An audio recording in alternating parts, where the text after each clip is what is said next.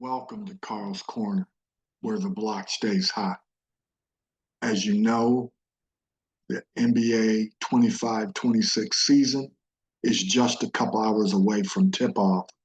And so before the season gets started, I wanted to talk a little bit about some key questions heading into 25-26, teams to watch, some power rankings and potential forecasts, and then the projected playoff and potential slide of some other teams. And then um, a little bit of side commentary on who might be or might not be the man this year. So, the number one question, obviously, will be going into this year is can Oklahoma City defend their title, or better yet, avoid the championship hangover? They're going to be the target. They're going to be everyone's biggest game every night, especially starting this evening with Kevin Durantula coming back to where he got his start. And Houston will be a tough out for anyone. But the first question is, can OKC defend? Which teams, as I just mentioned, Houston being one, challenge OKC as the next superstar? We know Durant has signed a 2-year extension already. We have the Nuggets with the retooled Jokic and a new head coach. The T-Wolves, the Lakers now will have Luka for a full year, and for all of the LeBron stands, they still say he's a top 10 player. You have Luka, who is first team All NBA year after year. So, and another number one overall draft pick at the center spot in DeAndre Ayton. They should be a formidable out. People are obviously looking at Golden State now with Jimmy Butler and Steph Curry having a full year. How will Houston manage the Kevin Durant era?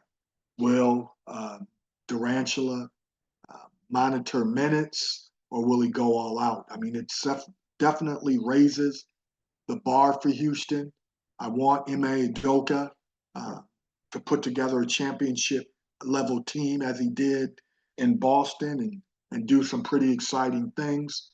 We know they lost Fred VanVleet, but now you have Amir Thompson running the point. They're going to have the tallest starting lineup in the league. So we'll see if their young core can hold up. Another question, will Minnesota take a step forward or backwards? Well, Ant-Man, hear me. Stop dropping seed everywhere and go play basketball. Another question is, will the Eastern Conference produce a number one team? You know, a lot of people are saying the East feels wide open. Cleveland got off to an unbelievable start last year. And we'll see if they can follow up. But right now, everyone's looking at New York with Boston losing Tatum and the shifting of teams in the East. Or will another team out of nowhere, Orlando or someone similar, take that number one spot in the East? How do coaching changes and front office shifts ripple across the league? We know Denver has a new head coach in David Adelman. How will those schemes change? Will it still allow Jokic to play a point center? We know the player development, trades, and load management obviously will be central to what happens in the league. I would tell you, all you veterans, try to play 80 games if you're not injured. Next, which young stars will take a leap or stall? Players like Amen Thompson, Cooper Flagg as a rookie, Anthony Edwards, aforementioned, and others will be under scrutiny. Players like LaMelo Ball, Trae Young, who can put up numbers, but it doesn't produce winning. What will change there for those teams? And then, of course, health, minutes management, and veteran stability. As some teams lean into youth.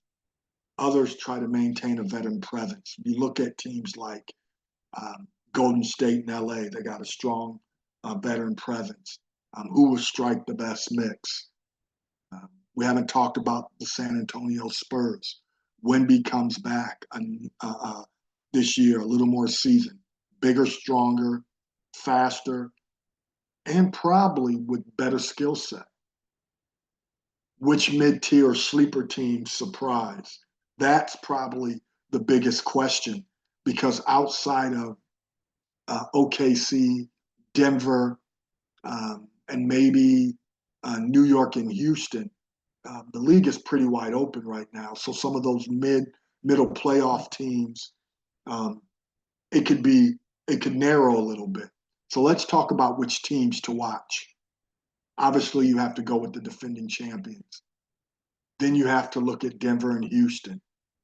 I'm hoping Minnesota continues their upward mobility. The Cavs still have a strong roster, but can they repeat from what they did next year and have a deeper run in the playoffs? Obviously, I mentioned the star power of Doncic and LeBron.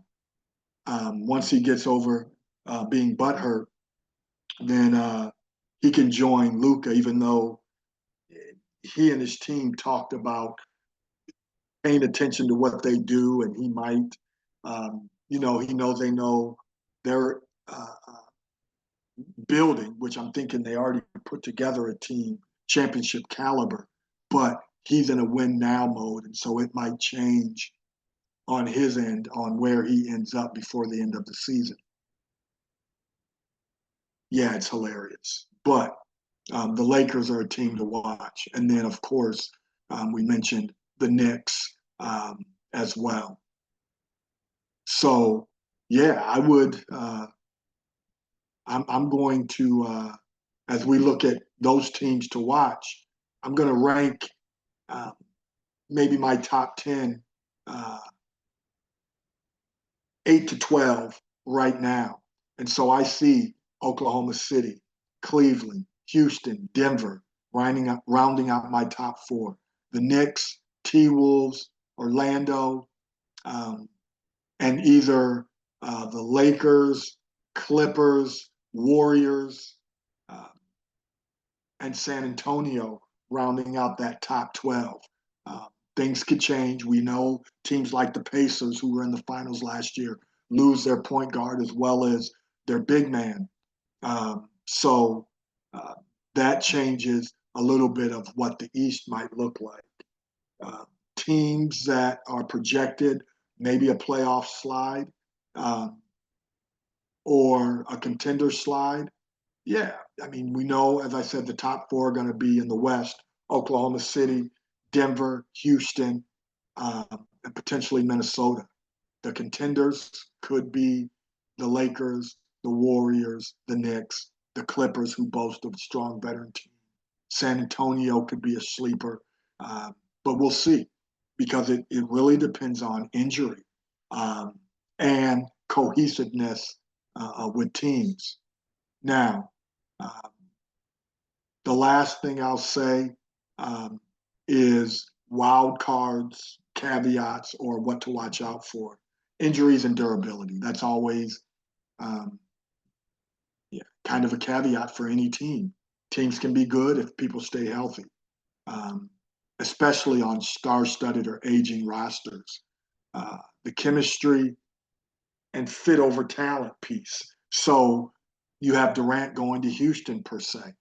Will that be a good fit with that young core? You have Wemby with a new team around them. The Mavericks have a pretty solid team, and who knows if Kyrie will be back this year. But if Jason Kidd, who signed an extension as a coach, wants to run Cooper at the point guard spot, uh, that could change that team's projection as well. And then bench consistency is always uh, an attributable force to how teams end up. And then load management and scheduled stress, but back to backs So we know that guys like Al Horford, who just signed with Golden State, they're saying won't play in back-to-backs. That could change that team and the consistency. So we know here in a couple hours, the NBA season tips off. Got a pretty awesome first week, as it usually is, in terms of teams um, playing one another. Everyone believes they have an opportunity. And so we're going to check in. We hope you keep tapping in to Carl's Corner, and we'll see here as we go forward in this NBA season who does what. My uh, side commentary will be, for those who know me, LeBron is now paired with a all NBA player that he mentioned a couple years ago he would love to play with. And people are saying he's old, but now he has an opportunity to allow Reeves and Doncic to take the reins and him play maybe third fiddle. We will see if he's willing to swallow his pride and do so. They got rid of Anthony Davis, who he didn't believe could get him there. Now Doncic is certainly the type player. He was in the finals 2 years ago with Kyrie, who is not in a lot of NBA pundits' mind a top 10 player, even though Uncle Drew still is top 10. So we'll see if the combination of Doncic and LeButhert can form a team that makes a championship run. So we'll check back in here in a couple of days as some of these teams play and we get to see what it looks like. Till then, please like, subscribe, share this channel. And again, remember, on Carl's Corner, the block is hot. See you soon.